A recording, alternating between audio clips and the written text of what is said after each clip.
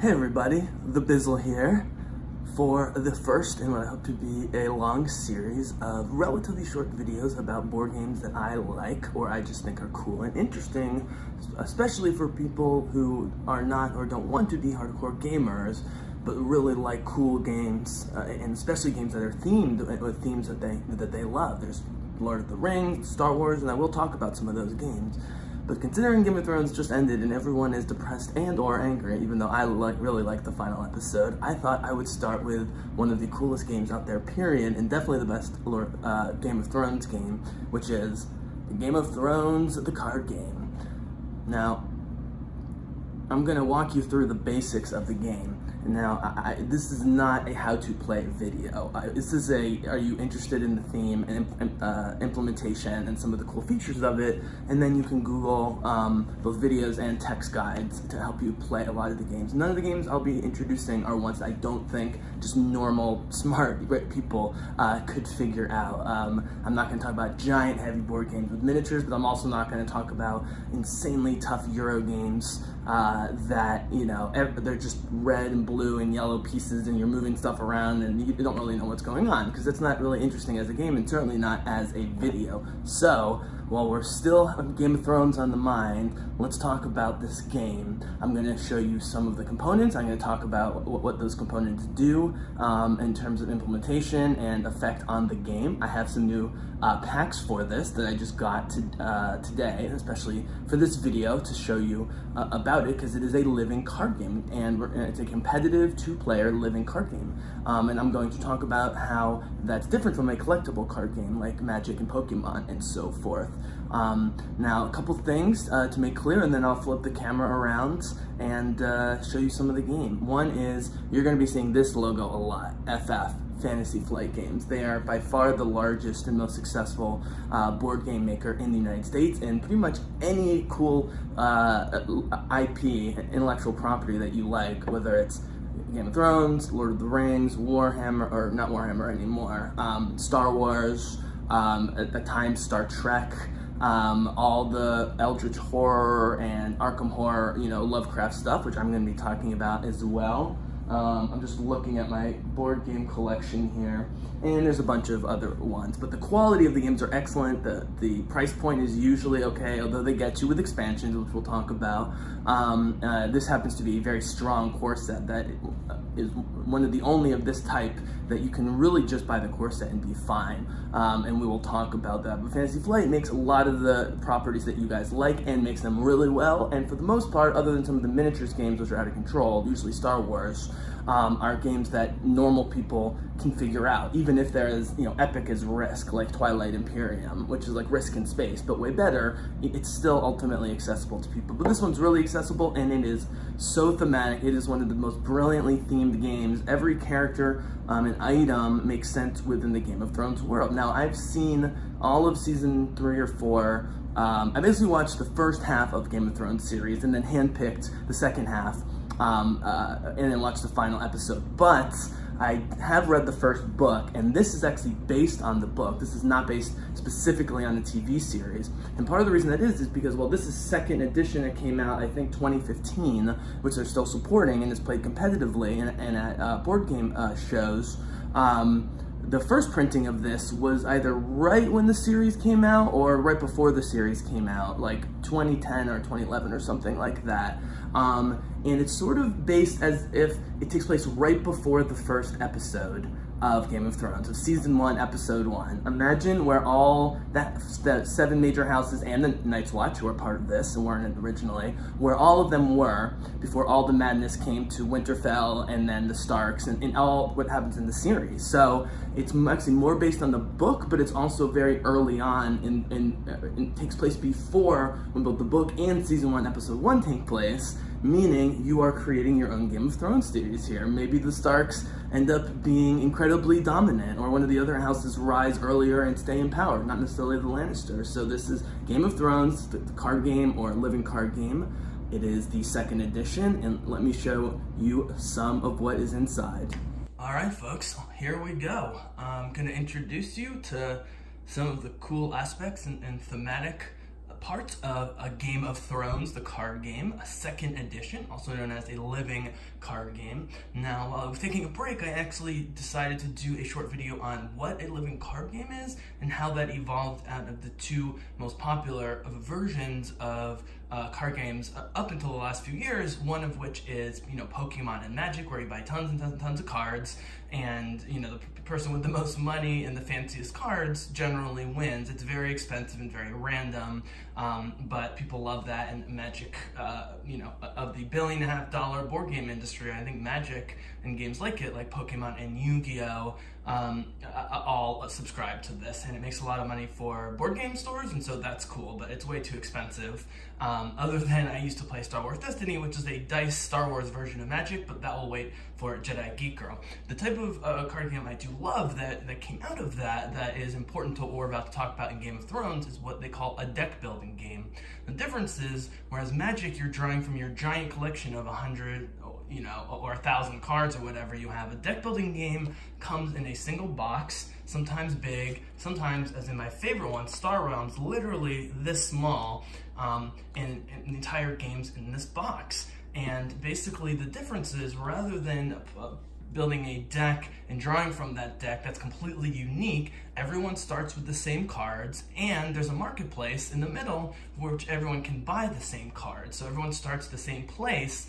It also means that you don't have to get expansions, even though there are a ton, obviously. You only need the core set of these to have a competitive game with 2 to 4 players. Generally, they are 2 players. Now, this is an even much simpler version of both the Magic, the Gathering style collectible card game, and the Game of Thrones, a living card game. But the principles are the same. So everyone starts with a bunch of $1 bills, basically, which you have to buy stuff with, and then you use that money to buy, in Star Realms, increasingly powerful ships, some of which give you more money, some of which give attack. If you get a bunch of cards of the same color at the same time, they activate different things. So you're trying to get one of the 4 main colors, as you see here. I'll do a separate Star Realms podcast. Also, Will Wheaton's Tabletop, they did a great version, and Will plays a professional Magic player in this game, and it's actually a lot of fun as well.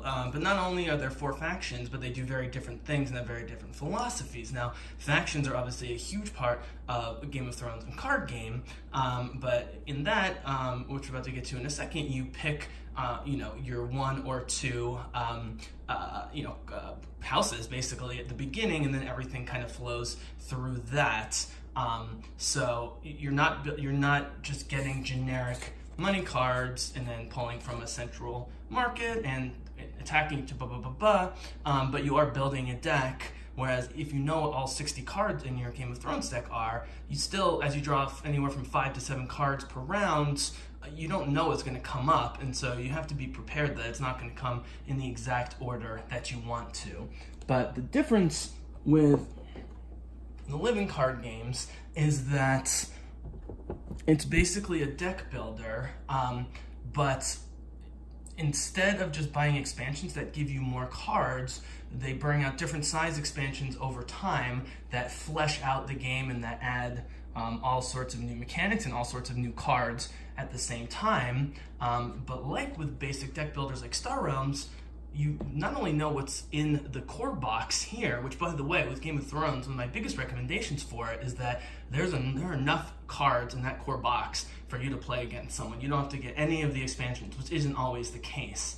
And in fact, they don't sell that as many expansions as they want at Fantasy Flight Games with Game of Thrones, because it is such a full box. All these cards you see here, which I'm going to talk about, come in the initial box. However, when you do get really into the game, if you want to be more competitive, you want to find 1 or 2 houses that you really like. And so, as a special treat for my first video of this series, I went ahead my friendly local game store and got expansion packs for the 2 big boys, House Stark and House Lannister. I'm definitely a House Stark guy, but I had to get House Lannister. Even the core set comes with, I think, more Lannister cards. The Starks and Lannisters are already heavily weighted because they're the main ones. And so I haven't even opened this yet. And so we're at the end of the video, we're going to look at some of the new cards that are in here.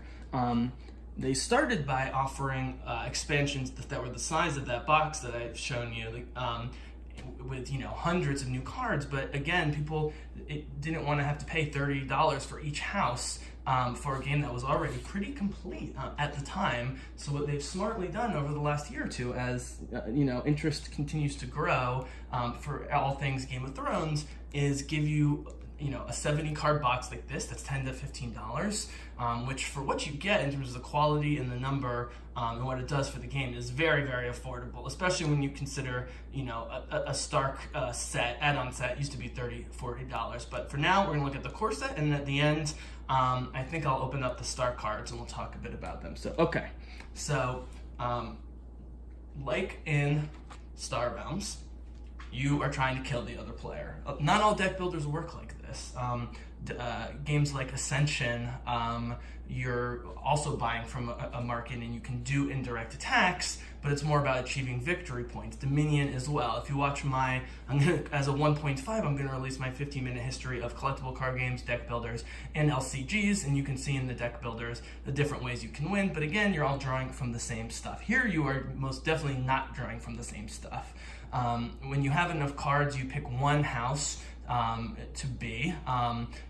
You can combine two houses, especially with the starter set, to fill out that. I think you have to have a 60 card deck. Most deck builders, when you run out of cards, you just shuffle them back up and start playing. I think if you run out of cards in this game, you lose, and so you start with 60 cards. Most deck builders, you start with as few as 10 as you build up your marketplace. So here, it's definitely what they call asymmetrical between the different houses, but there are a number of generic cards as well as plot cards, which we're going to talk about, that make the game special, but also are ones that can be shared between the two sides. So I'm going to do a quick overview of the houses, and then we'll use, I don't know, I think maybe we'll use House Lannister and House Stark, I think is fitting, as an example. I'm not going to do a playthrough example, but I'm going to explain some of the mechanics. So one of the things I love about this game, again, more of a fan of the world building of Game of Thrones. Read the first book, seen about half the series, but I love the characters and just the world building of the whole thing. First of all, something that's a hallmark of Fantasy Flight Games, the company I was telling you about that does all the Star Wars games, the Game of Thrones games, etc., is great rule books. And what they realized and decided to do a while ago and do in all their games, which is fantastic, is there's a relatively small learn to play book, which, for a game like this, it's really not that bad. It mostly runs through the basics of the game, takes you through a sample game, tells you the iconography, and then on the back, there's a nice little guide here that will talk about what the houses look like, what the different types of attacks you can do look like, and so forth. But then they also include, and we're not going to talk about this today, rules reference guide, which is sort of like the encyclopedia, which also is not giant, but goes in alphabetical order in any important keyword or sub-keyword, and has related ones. So, for example, we might talk about the ambush feature. Some cards can ambush, and then it says related keywords put into play, and it's all alphabetical. You can look it up. Also gives you the full anatomy of the text on the cards and the symbology, which is mostly what we talk about because of how thematic it is. So keep stressing that this is extremely thematic. And yes, reading one Game of Thrones book and watching 4+ seasons, it has more than enough. But even if you've only read some of the books or seen some of the seasons, the theme will seep through. And so you're saying, Bizzle, well, there's a lot of games with themes, like maybe a Star Wars game or Lord of the Rings game or a whatever game, but then you start playing it and the theme is just what's painted on the cover of the box and on the cards, but doesn't really have to do with the cards. Let's put it this way, there's a number of living card games, including Arkham Horror, which is a Lovecraft game, which I just started. I'll do a separate podcast on, and the original living card game, Lord of the Rings, which I have, is very difficult, very complicated. This is a much distilled version of it, but those games are actually cooperative. You can play them solo, or you can play them with someone else, and they have a narrative driving it. Game of Thrones, the narrative is just sort of each round that you play, you're creating a narrative of who wins what battle, but it's not like you're reading lots of story cards. It's not a story-driven game, but the narrative and the story and the world building is very much present in the cards. So, okay, let's dive into the cards. So really quickly, as I get organized here. So really quickly, we've got the 7 main houses and Night's Watch. I think the first edition had no more than 4 to 6, but now they have all 7 major ones and the Night's Watch to round out as the 8th house or faction that you can play as. So you're going to pick one of those houses, and we'll go through some of the cards in the houses, and that's what starts your deck. But you also need to build up the deck. Like if your house Targaryen, it's not enough cards for a 40, 50, 60 card deck or whatever. So you have these cards that have the same backs, but they have a brown border, which means that they're neutral and that anyone can add them to their decks. And this is a reason to, either own 2 core sets or to, play someone with a core set so that you have enough cards to do a full deck. But as I mentioned, there's a very easy rule where you could say be House Targaryen with House Baratheon in order to fill out the deck, but we're going to assume each person has a core set. Now, if you look at all the neutral cards, they all have a cost at the top. Every card in the game has a cost, right? Now, it comes with a bunch of gold tokens. I'm probably going to get some real gold tokens because there's so many games that use gold, but, it is pretty good quality for what they are. I'm going to talk in a second about how much gold you get per round and what it lets you buy. So before we go into the houses, actually, you know what? Let's go into the houses, and then I'm going to go into the cards that you can put in, which includes character cards, location cards, attachments, like what are like weapons. Yeah, we don't need that for now. Characters, attachments, I think that's all of them. Yeah, locations, characters, events. Did I say events? No, events. Yes, events. As you fill out your deck. But let's take some decks. I'm going to save House Stark for last, because that will help lead us into the expansion pack I got and show you what's cool about living card games, in that, again, you can play with the core set, have an amazing time with friends, plenty of cards, but if you really want to flesh out and have more to choose from, even if you're not competitive, then you can get some of the extra core, cards to bolster or just flesh out the house or houses that you really like. So, okay. So, let's see, which house do we want to start with? Oh, really quickly, maybe if we have time, we'll talk about this more. The other thing that makes this game special, other than being incredibly thematic, and this fits into it, is this relatively giant deck of what they call plot cards. Now, in games like Star Wars Destiny, there's battlefields, there are certain environmental things and magic and so forth that you put down. But these plot cards really determine your strategy. And unlike your deck, where you build, a 60-card deck, but then you shuffle it and you're not sure which 5, 6, or 7 cards come out. Let me just make sure I'm getting the right number of cards. So you start with, let's see, faction, split deck. So you draw 7 cards. You can mulligan and get new 7 cards, and then that's it. But then you keep drawing cards as it goes along. So while those are somewhat random, even though you've selected the deck, what's not random is your plot deck. Okay? Now, these plot cards are cool, and there's a lot going on. I won't go too much into them, but you'll recognize the names of events from the show and or book. The Feast for Crows, Wildfire Assault, which I think is the Battle of King's Landing. Taxation, always a thing.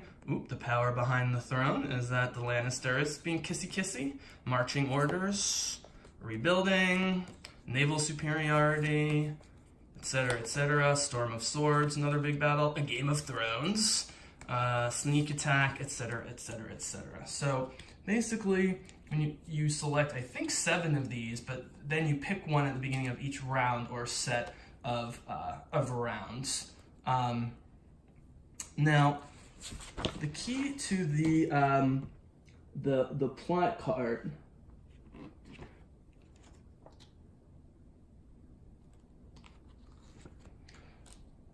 All right, so the key to the plot card is thusly.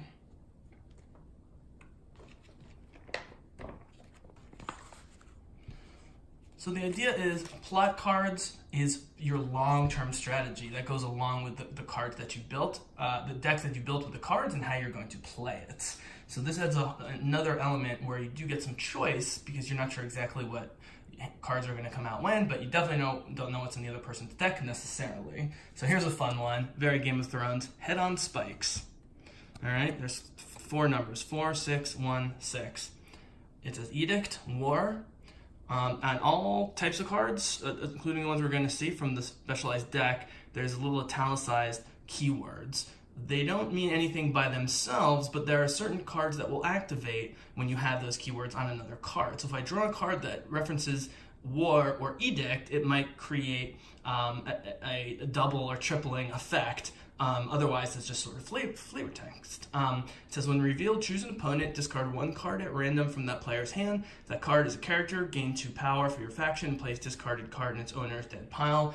Basically, this is a plot card that when you reveal it at the beginning has an effect, but there's like right from the beginning, so it puts them on the defensive. There's also forced reaction. There's some that are sort of active the entire time, like jousting contest. Each player cannot declare more than 1 character as an attacker or defender in each challenge. So that means you're creating, hopefully in synergy, a one-on-one battle where you don't have 3 characters going against 3 and so forth.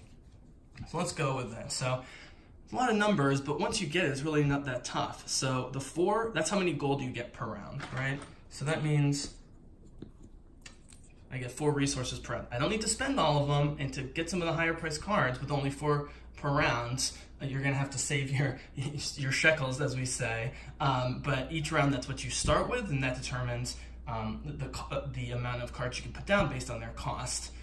The second number is initiative, which is just out of 10, I believe. And the higher number, the higher initiative. Now you say, well, 6, 7, 8, 9, you want a high number, so you go first. But there's actually a lot of decks or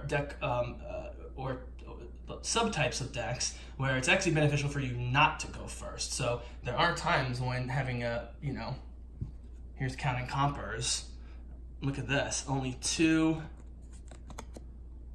only get 2 gold, and your initiative's 3, so you're probably not gonna go first. And what's this number? Oh, we're gonna get to why this is a good card, even though you have a low initiative and low gold. This guy's much more gold and more initiative. Now the third number is called claim. This is the most difficult to explain, and I'm not gonna go too far into it, because that's really getting into the mechanics. Almost all of the cards have a claim of 1. It's basically a multiplier for how awesome a thing you do is. So 1 is a multiplier of 1, which means that you just follow the cards. But if you end up using a card with a 2 claim or a 3 claim, which is again just a multiplier of 2 or 3, there's probably going to be problems with it, like low initiative, not a lot of money. But then if you can actually, actualize effectively something, it will double or triple its effects.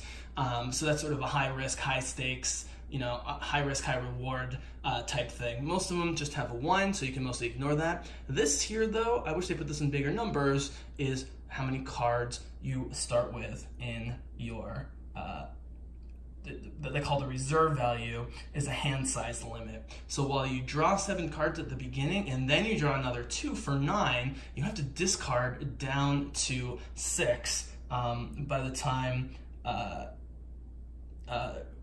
of the end of the round, meaning you can keep those 7 to 9 cards, but if you don't play enough, or you end up with 7, 8, 9 cards at the end of the round, you have to discard, which generally means you're not going to get to use those cards again. So we were saying, okay, well, why would we take the counting compers?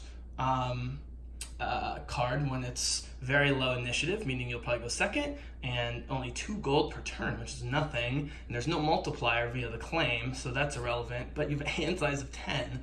So in addition to the 7 you start with and then the 2 you draw each time, you don't want to build a deck where you actually are drawing even more cards, because at the end of the round you can have up to 10 and not have to discard anything. And so that's a long-term play where you're gonna have to save up your resources, your gold, because you're not going to afford anything at first. But if you can survive 3, 4, 5 rounds and have some money and you're cycling cards, this is also good if you have a deck with a lot of low cost, like 0 to 1 cost cards that you don't need to even spend gold on, but you have a huge hand to draw from. So you have fewer resources, but you have more control over what's going on. So that's just an example of the plot deck. But part of what makes this so cool and so replayable is that even if you change between all 8 houses and you do different deck builds, and mix and match stuff and get blah, blah, blah, blah, even with just the cards that are here, the 200 cards or so that are here, just by using all and trying out all these different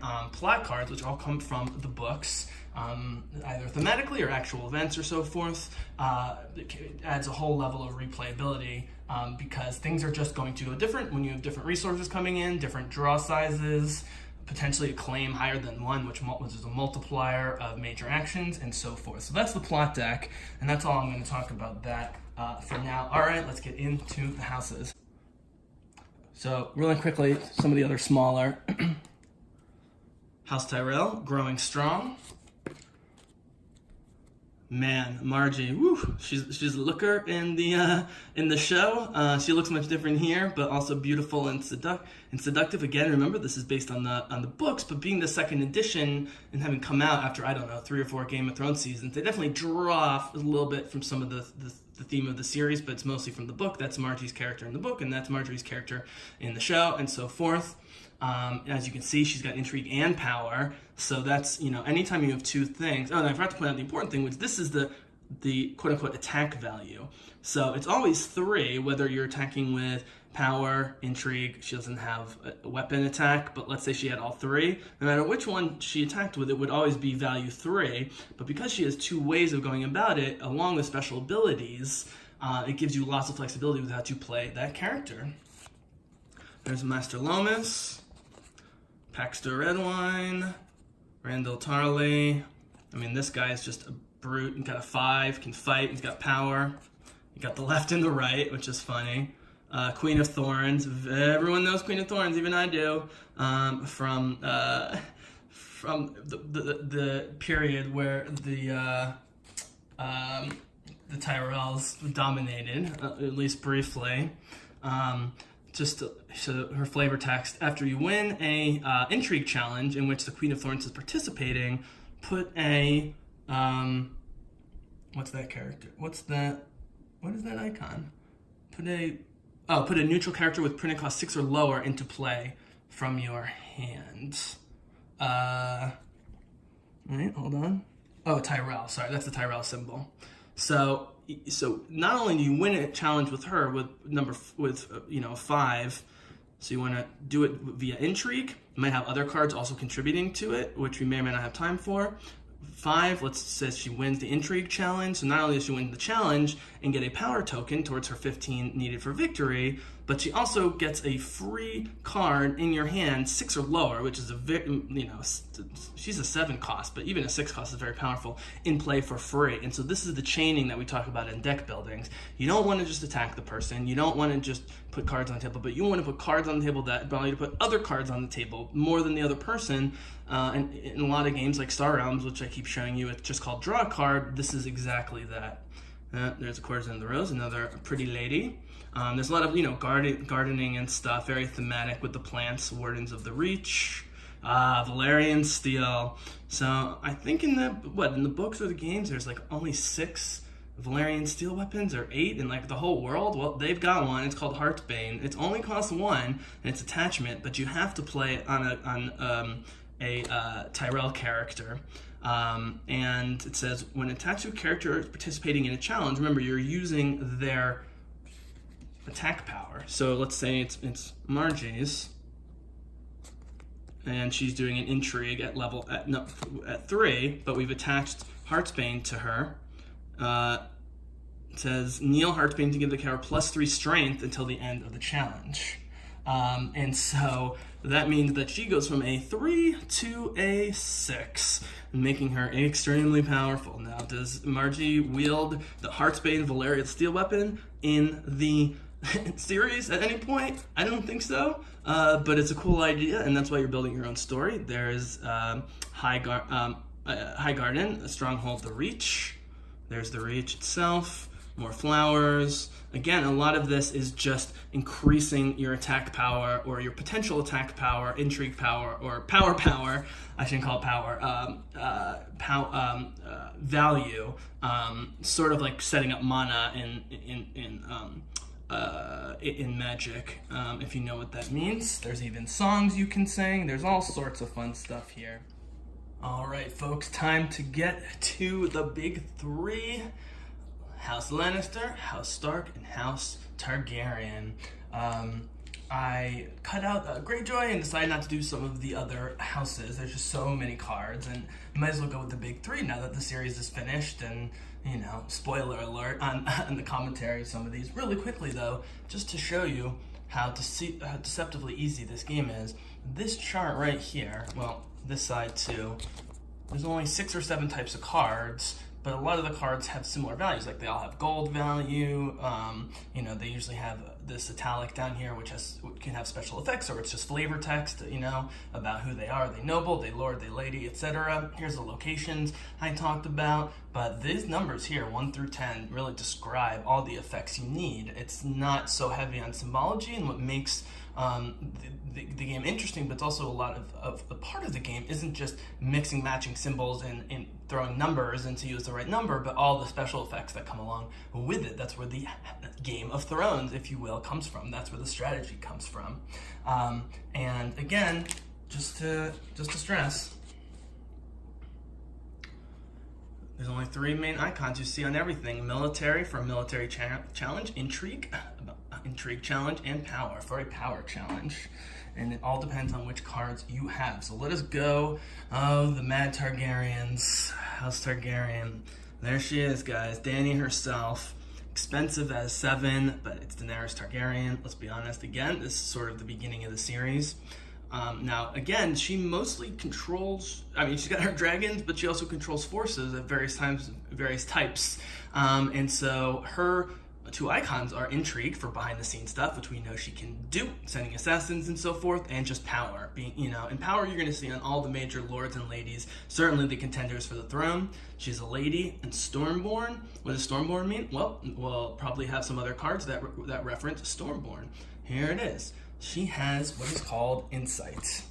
Okay? Insight is after you win a challenge with this character, you may draw a card, which is absolutely huge. I don't know if I cut the part before I talked about this, but in deck building games where you can only draw so many cards, afford to play so many cards in each round or even over the course of the game, quick correction, you need at least 60 cards in your deck. You can actually have a deck of like 1,000 cards if you want, but then you're decreasing chances of getting certain cards. And if you run out, you run out. But I think most people do the minimum 60 so they can really stock their deck. That's certainly how I've played. But again, with 60 cards, which is twice the Star Wars Destiny deck, it's bigger than the Magic deck. You want to start drawing cards and getting to those cards, the powerful ones that you want, but it might be at the bottom of the deck. So just by winning with her, and she's got a 5, so she can win with insight or straight power. It draws a card, and it says, while Daenerys is standing, meaning before she flips after being played, each character participating on an opponent's side, meaning your opponent, in a challenge against you gets -1 strength. So if you have her on the board and you haven't activated her with an attack, meaning tap, as they say in Magic, or kneel her, she's still standing, that means your opponent, just by her standing and being there, gets -1 on any challenge that they do, which just shows you how powerful and influential Daenerys is. And this is the great theming that we get from the book and from these characters in this world building. And then there's some nice flavor text down here, and they quote directly from George R.R. Martin's books. These are not HBO quotes. These are quotes from the original book or books. I'm not sure if it goes past the 1, but Daenerys certainly looks more peaceful there than we've ever seen her before. So there she is. Dany, rest in peace. Aha. Let's do these 3 together. The Dragons. Yep, all 3 dragons are available. There's Drogon with a 4 military. There's Rhaegal for 3 military or Intrigue. I'm not sure how dragons have Intrigue. I'm sure there's a reason. And Viserion, I think Viserion is her favorite. I can't remember. It's either Drogon or Viserion, who has a 2 for attack or for power. So you have a nice distribution. They all can attack, but some of them also have secondary. Well, not even secondary, but other ways that they can attack other than just physical, warrior type stuff. We'll start with Viserion, a 2 cost. Note you can't put attachments on any of the dragons, which makes sense. You can't give a Valyrian sword or a hand axe to a dragon. And it says each Stormborn character you control gains stealth. So that means any Stormborn, which Daenerys and I assume the other high nobles from or figures from the Targaryens, if they're Stormborn, meaning that they are Targaryens, I assume maybe it's just her, she gains stealth. So immediately, just by playing this for 2, with Daenerys on the board, you're already taking 1 attack away, and then for 2, you give her a dragon, all of a sudden she has stealth as well. And stealth is defined as that when you are attacking, you can choose a character without stealth controlled by the defending player. That character cannot be declared. So Daenerys with stealth and all of her power, you give her this dragon, she not only can attack you with tons of force, including the 2 from the dragon, if you line up the attack, so let's say power, that's 2 plus Daenerys has 5, that's 7. That's a huge number to defend against, and most of the other people you'll be fighting don't have stealth, and they can be taken out of the fight, which is absolutely brilliant. And there's different ones for the 3 dragons, so I always thought that was cool. Khal Drogo. Only 1 season of living in the very first season of Game of Thrones, but so memorable is Jason Momoa, Dothraki Lord. It's important that they say Dothraki period Lord period, because there might be certain attachments or effects that refer to Dothrakis, which is very specific, but Lord, there's lords and ladies in all the houses, right? And so that can be used for cards outside this deck that activate with the Lord word. He's got Renown, which again, renowned characters, you automatically are getting more power with each win. It's interesting, he does have power. You would think Khal Drogo would just be attack, but yeah, he also controls politically huge groups of people. And then also, in addition to the Renown, where you get an extra power on this character, you may initiate an additional, initiate an additional attack challenge, that's the sword up here, during the challenge phase. So you can attack twice with Khal Drogo. Now all of a sudden, just between him, Khaleesi, and a couple dragons, forget about it. This guy's awesome. Look at that drawing of him, the Horse Lords. Here's Magister Ilario, Lord and Merchant. He's very expensive, as you'd expect a merchant, and his action requires paying gold. So it's 5 to play it plus 2 for the action, but the action is stand a character once every phase, which means you could have Khal Drogo attack 3-4 times with if you have this out there. But remember, the cost of Khal Drogo, Viserion the Dragon, Daenerys, and Magister Ilario total is math 15 is 20 gold, and even the plot cards that have a lot of golds, is like 8 at most per round. This one's 4, so you have to really save up for these cards. That's sort of the point. You have to build your deck with a good number of 0 and 1 cost cards. Is always the good sign of a collectible card game or a living card game. But it can be very, very powerful. Let's see what else we got here. There's Ser Jorah, one of the most interesting characters by far. I'm not sure how long he makes it. He also has Renown. So again, after you win a challenge in which he is participating. And so if you have him and Khal Drogo participating, first of all, they'll slaughter because he's got a 4. What did Khal Drogo have, a 6 or something? Khal Drogo has a 5.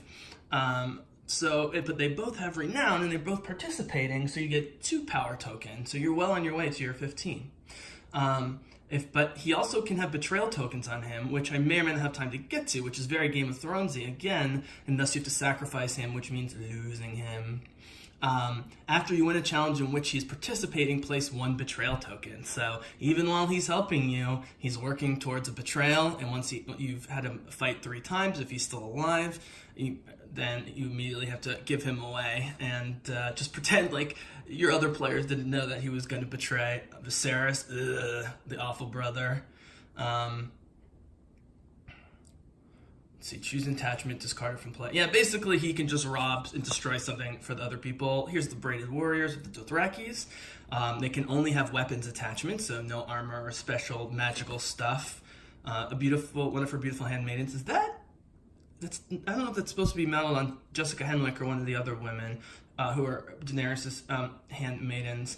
But they sacrifice themselves. That's their action. You sacrifice them, which means they leave the game, but you can stand a lady. So she sacrifices herself so that you can play Daenerys again in the same round. A lot of synergy between these cards and that sort of stuff. There's a Targaryen loyalist. He's an ally.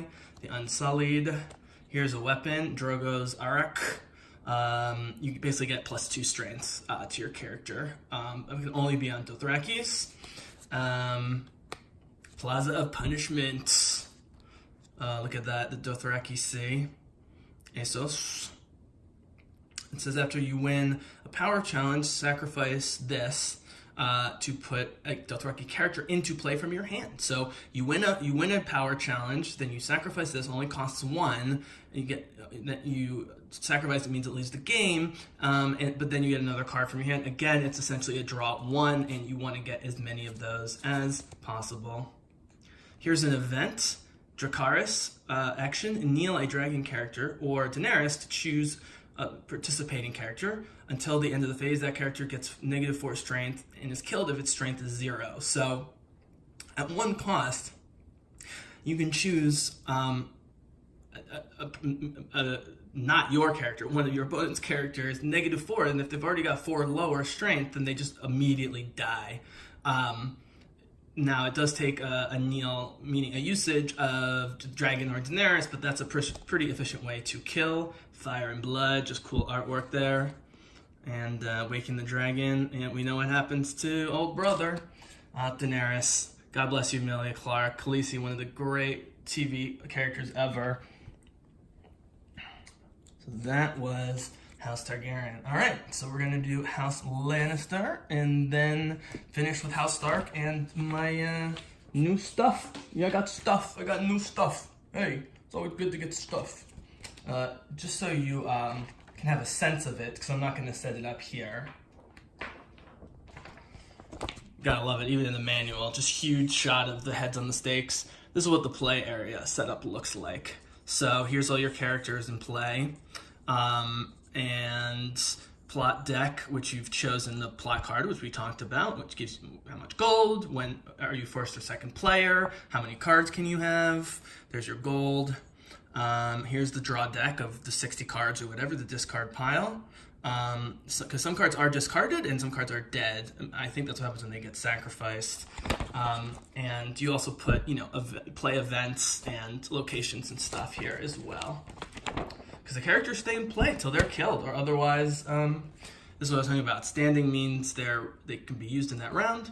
Kneeling means they cannot. That, I believe, is their rendition of Eddard Stark. Quite different from Sean Bean, but I like it. And just so you can... This is what a head-to-head looks like. I guess you would turn it sideways. But in terms of the manual, it shows, your cards, opponents facing cards. You can always ask them to read their cards, obviously, not expected to memorize everything. But this is a challenges phase, and it goes through, okay, well, we have 3 characters and 3 characters. How might this go back and forth? 1 die, 1 live, 3 die, they all die, whatever. Just nice stuff, and this is all in the rules of play. And that's most of what is in, again, what I consider an excellent getting started, learn to play book, along with the icon. So let's do House Lannister, and then finish with House Stark. All right. By the way, I did get a House Lannister pack, but we are not going to have time for it. God, I hate the Lannisters. Man. But people can really relate to them, I think, so I should probably do them. Well, the first card for the Lannisters, what a shocker, is Treachery. You need a unique character, meaning one of the main plot characters out there, but that's not that much. And it's an interrupt, which is a fast card, as I said. When the effects of a triggered character, location, or attachment ability would initiate, cancel those effects. So for one, as long as you've got, one of your head Lannisters out there, and you play Treachery as an event, it's an interrupt event, and it immediately nullifies something that's about to be initiated by the other sides. It just cock blocks them straight up for Treachery. I mean, classic Lannister, right? There's Joffrey looking emo, if not totally nutso. He gains power with each lord or lady, I think on either side. Each lord or lady that dies, so each main character that dies, he gains a power up to 3 times per round. So this guy can literally win you the game by doing nothing but watching the sides murder each other, which is sort of what happens, right? Here's some Valyrian Steel, the Widow's Wail. Got the ambush, it's got the strengths, and it's meant to be with Joffrey Baratheon. Makes him, it doesn't make him stronger. So you see Joffrey being a young guy, not a good fighter, as we know, but he does have power because he's the king for now. This steel weapon not only gives him some strengths, but it gives him the warrior icon. And so now he can fight if that's the way you want to go with that particular round, how you activate them. Here's the Tickler, Lannisport Moneylender. He just gives you straight cash, which you need. He just needs straight. Okay, here's Tyrion Lannister. As you'd expect, he was skilled in both the power and the intrigue. Not much of a fighter, as we saw in season 2 or 3, although he tries. Now he's got stealth, so he can sneak up on people and just murder them. And if he does it through intrigue, through the green eye symbol, he gets 2 gold. So just by attempting the attack, even if it fails, you still get 2 gold. And with stealth, and with good planning, you're probably there. Here's Grandmeister Pycelle, another traitor. Here's Littlefinger. He's quite powerful with 4 and can do power and intrigue, which makes sense with his character. It says after you marshal him, which means play him, draw 2 cards and +1. So, I mean, the Lannisters are way overpowered. That's sort of the point, at least on the surface. They're overpowered. You're drawing cards, you're getting money, but all the cards are expensive to play. And so you're going to run out of money pretty quickly before you can even play these cards. Here's Sir Jaime Lannister. Let's see, it does not kneel when declared as an attacker in a challenge, so you can keep attacking with him. He gains renown while participating in challenge. So, I mean, he's just a beast. You probably will fight with him more than intrigue, but he does have a strength of 5, plus add a couple if you put a sword on him. And he doesn't kneel when he's the attacker, so he can just keep fighting until there's no more fighting to be done, and is gaining power tokens for you. Here's Tywin, the father, who can do all 3, one of the only characters. Expensive at 7, but you get +2 immediately on each time you tap him or kneel him, as they say. There's the renown for gaining power, and Tywin gets +1 strength for each gold in your gold pool. So that's another Lannister strategy, is just build up gold, and then through Tywin, getting insane. He's already at a 6. I mean, this guy can just murder everybody. It's crazy how powerful the Lannisters are. Still disturbing is the things I do for love. I just wanted to show you guys that. I won't read all the text, but it's just brutally implemented in gameplay as throwing Bran off the side in the first episode. Here's Casterly Rock. So I had to look up the interrupt reaction thing, and this is actually one of the coolest parts of the game I should have mentioned at the beginning, which is, as I said, a lot of these kind of card games have what are called fast cards, where you can play cards when it's not your turn at any time that aren't dependent on normal turn order. But what this game does so great is has triggered effects or interrupts, as they call them, in reactions. So they might throw an interrupt on something you were doing. You can then react because it's actually your turn, but then they can react to your reaction. And so there's actually like direct dueling going on as opposed to just one person's turn than the other, which is really cool. Here's Lannisport, the Westerlands reaction after you win an insight challenge. Draw a card, more draw a card, always good. And let's see, anything else here? Rhino Shirts Raiders, more Raiders, no attachments. And that's a good look at the Lannister deck. And again, I will be checking out a bunch more, but what they're going to have in this is not just more people, more weapons, more locations, but actually different versions of Cersei Lannister, Jaime Lannister, Tywin Tyrion, and so forth that you can only use one of, and so it expands your options in terms of the main characters, but you can't have the two different, either two copies of one Tyrion or two different Tyrions in the same deck, so that's kind of cool. So, alright, let us get to House Stark. There's Sansa. All insight and power, very low value, but she enters to play Nelt, and you're like, okay, so she's already weak, just like in the show, unfortunately. But she does have a reaction, which is, so they try and interrupt you, and then you react. If you can stand her, which other cards will be able to do, to be back and playable again, you gain a power once per round. So one of the things you want to be doing, there's only 3 costs on Sansa Stark, is make sure you have enough cards so that every round, at least once per round, or only once per round, but that every round you can stand her just to gain a power. I mean, if you do that 3, 4, 5 rounds, say 5 rounds of just standing her up. You got, come on, Sansa, you gotta fight. Just get her up, ready to battle. Even if she doesn't battle, she still can contribute. But she's already contributing just by getting you power, just by being strong at heart. Honestly, that's what they're thinking of here when they design these cards. Let's see. Here's the Wolf's Wood. Here's the murderous dire wolves, which you gotta love. And now, just like dragons with Daenerys, which is a super fun reason to play Targaryens, here's Bran. Somehow ended up king with almost no power, but he is king. Spoiler alert. Is that you get to? We'll get to the dire wolves. There's Caitlyn, and let's see. She's got 4 attack. It's pretty good. It says, well, she's participating in a challenge. Your opponents cannot trigger card abilities. So she can contribute 4 to either of these challenges, and at the same time is a very strong, almost like a freeze spell or a confusion spell or something where it prevents, meaning you can be more confident with a lower number of attack because you know that the opponents can't trigger card abilities that you can already see on the table will trigger, and so you want to use her sparingly and not have her die because that's a very powerful ability. For the North, here's an event, a 0-cost event. You gotta love 0-cost events. During a military action, you can choose a Stark, and until the end of the challenge, they get +2.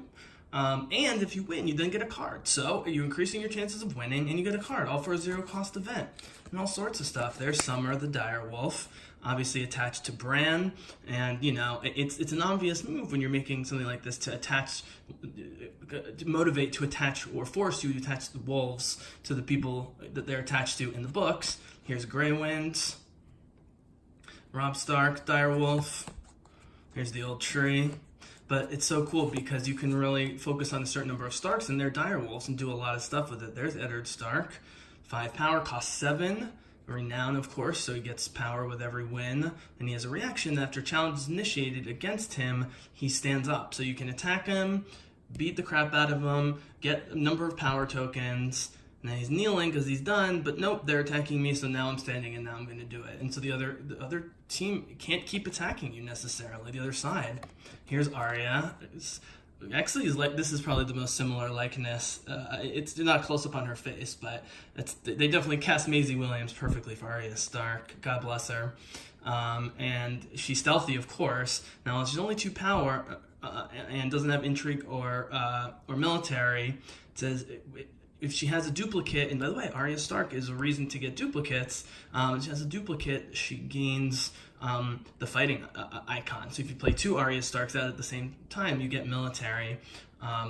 And when just by entering play, she plays the top card of your deck on her face down as a duplicate. So you can duplicate her without duplicating her. You just pick a random card, hopefully it's not too valuable, put it on her, and I'll immediately make her a fighter, as well as a stealthy power lady. Here's Ice, Valyrian Steel. There's the dire wolf pup. There's Robb Stark, my favorite. Rest in peace. Renown. Stand each character. and winter is coming, and that is the Stark. So I just gave you a very small look. All right, well, thank you again for joining me. This ran really long, but just so you can see what you get in a house pack, you only really need 1 or 2 of these. Pick your favorite house. I'm definitely a Stark guy, although I'm sure I'll end up getting all the packs at some point. Let's crack this open. Here we go. Of course, we get the banner, just in case you forgot. And then, of course, Fantasy Flight, they're always covering their bases. Here, buy this other stuff. But it also explains what an intro deck is and how it should be used as an expansion, which is very nice of them. And here are the cards. So, all right, so here's another Caitlin. Actually, 2 copies of Caitlin. So she's not unique. You can play 2 copies. She looks much different and has much different abilities. 2 copies of Eddard Stark. I think these are mostly meant to replace, especially because they're giving you doubles and you paid for it. 2 copies of New Robb Stark. Grey Wind. In the expansion you get Jon Snow as a Stark. He's normally in the Night's Watch deck, and if you're playing a combined deck, as I hinted at before, you can combine 2 of the houses. You wouldn't be able to play 2 Jon Snows, even though one's technically with House Stark and one's with the Night's Watch, I believe, because it says bastard. Maybe you can. I don't know. Freaking Ramsay Snow. So they're giving you cards that are, thematically come into the orbit of House Stark. So get 2 copies of Daisy Mormont. There's Nymeria, Direwolf. Here we go. Now I can have 3 copies of Arya, which is great because you're not sure you're going to draw 2 with a 60-card deck. So then I can put up to 3 in, and since her card depends specifically on having 2 of them appear at the same time, it's a long-term play, which can pay off, but also is risky. It's nice that they gave you 2 more copies of that. Jane Westerling. I'm assuming, is that the woman that Robb Stark wanted to marry and then got murdered with everybody? There's Osha, who's a wildling. Summer, the dire wolf. I believe that's Bran's. Yep, we get 2 more Bran Starks, and these are the same as the other ones, so now I got 3 Bran Starks. So if they're making it so you don't have to buy 2 of everything. Here's a different Sansa. Check this out. Sansa Stark, lady. Let's see, Sansa Stark gets -1 strength for each... she gets -1 strength. For each character in your dead pool. So if you bring her, so she's traumatized by all the death, and she gets weaker and weaker. But if her strength goes to 0, she gains insight, and insight is basically let's see. So for every insight card you have in play, it's even that she can't directly contribute since her attack's at 0, but for every in play of these type of cards in play that say insight, you have to draw cards. So she's a drawing card machine. So it actually makes her somewhat flexible. You want to draw her later in the game, actually, I suppose, after you have a lot of dead people, but you want to start cycling through that deck. Here's Direwolf Pup, a couple copies. 3 copies of the Knights, 3 copies of Winterfell Steward. So they are making it so I can really make a legitimate Stark deck here. There's another copy of Ice, the Sword. Here it is, Seal of the Hands. This is not, this is one of those quote-unquote neutral items that any house can potentially put in their deck. It must be a lord or lady, but all the decks have that. Kneel, the Seal of the Hand to stand attached character. So what you do is you put this on, let's say Eddard Stark. Let's say you put this on Robb Stark. You've already used him, so he's kneeling, but this is attached, and so as an action, you can kneel this, meaning just single use, to stand the character. So it gives them another turn or another shot within the round. So for cost 3, that's pretty cool. I don't know if you can have a lot of those. More weapons. Here's the Gates of Winterfell. And again, the location has various actions that they do for you. These help you reveal the top card of your deck, and if it's a star card as opposed to a neutral card, draw it. Otherwise, return it face down to the top of your deck so you get to at least see it, even if you can't use it, which is, in these type of games, is awesome. These are all copies of ones I showed you. Here we go. Put to the sword. I got 2 copies of this.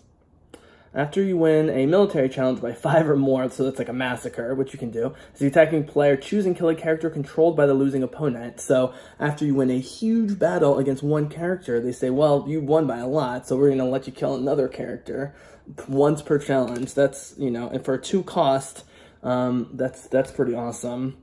Winter is Coming, played during a challenge. Until the end of the challenge, raise the claim value on your revealed plot card by 1. So as you know, I said, most of the plot cards only have 1 value, which means essentially no multiplier to stuff.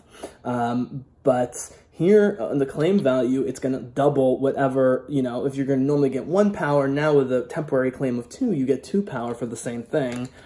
That's very powerful. And, you know, it's nice they come with, wow, a lot. 1, 2, 3, 4, 5, 6 or 7 new plot cards. Check that out. All right. A Noble Cause.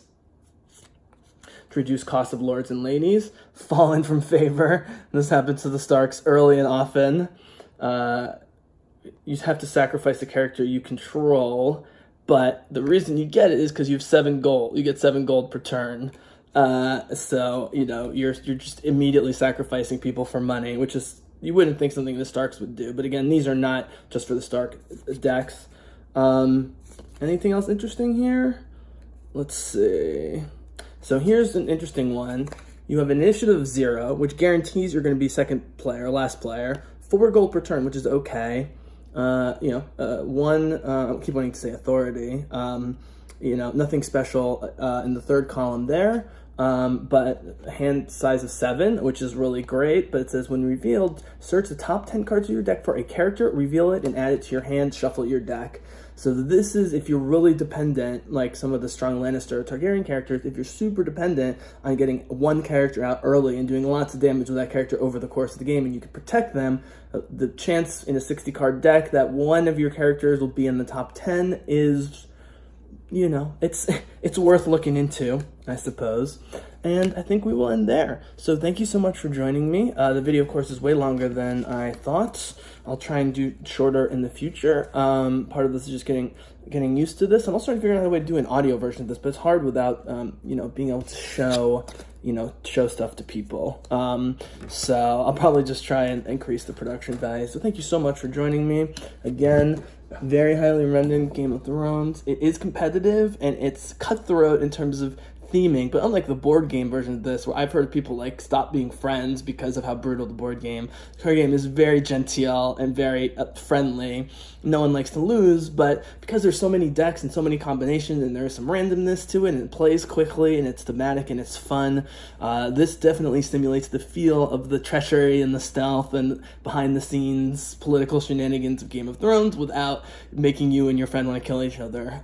In fact, I found it to be quite addictive, and now that you can buy these extra packs, it's, you know, makes it so you can do even so much more. Check it out, Fantasy Flight Games. You can buy the core set for like $25-30, and that's really all you need. Highly recommended. 2 thumbs up from the Bizzle, 10 out of 10, and I'll be back at you soon with more board games.